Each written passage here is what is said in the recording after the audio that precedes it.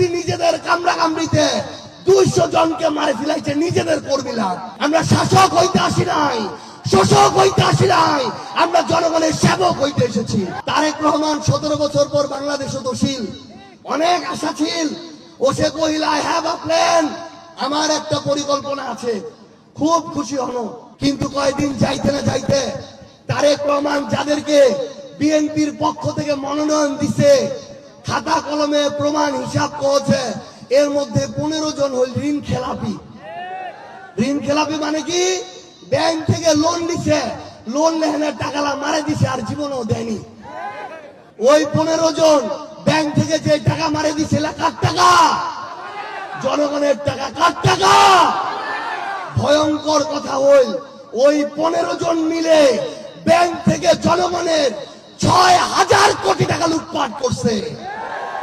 আমরা তারেক রহমানের কাছে জানতে চাই, জনাব তারেক রহমান, আপনার পরিকল্পনা কি?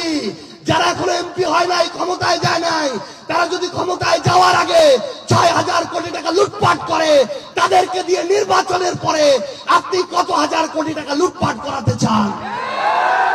এই উত্তর আমাদেরকে দেয়া লাগবে। তারেক রহমান, আপনার কাছে আমরা জানতে চাই, নির্বাচনের আগে পরে আপনি আপনার ওই সন্ত্রাসী কর্মীদেরকে দিয়ে আর কয়টা খুন করার প্ল্যান করে রেখেছেন?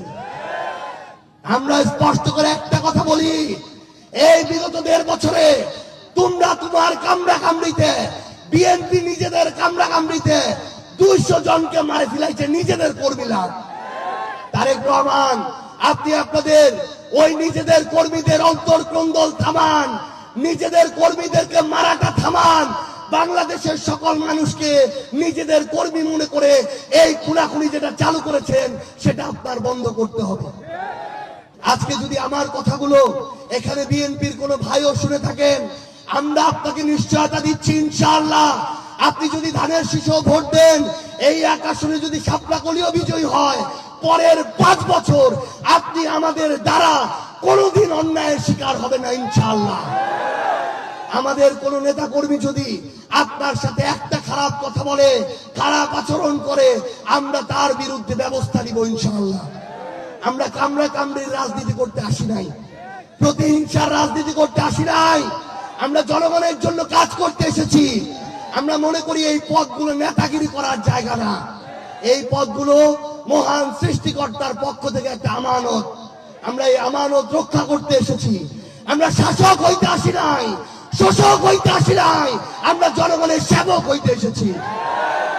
সংগ্রামী জনতা এবং উপস্থিতি, আমরা কথা দিচ্ছি, ইনশাআল্লাহ আমরা শুধু আপনাদেরকে কথা দিচ্ছি, আপনাদের এই সন্তানেরা, এই জুলাইয়ের যোদ্ধারা আপনাদের ওই ভোট, ওই আমানতের সাথে মৃত্যুর আগে পর্যন্ত খেয়ানত করবে না, ইনশাআল্লাহ।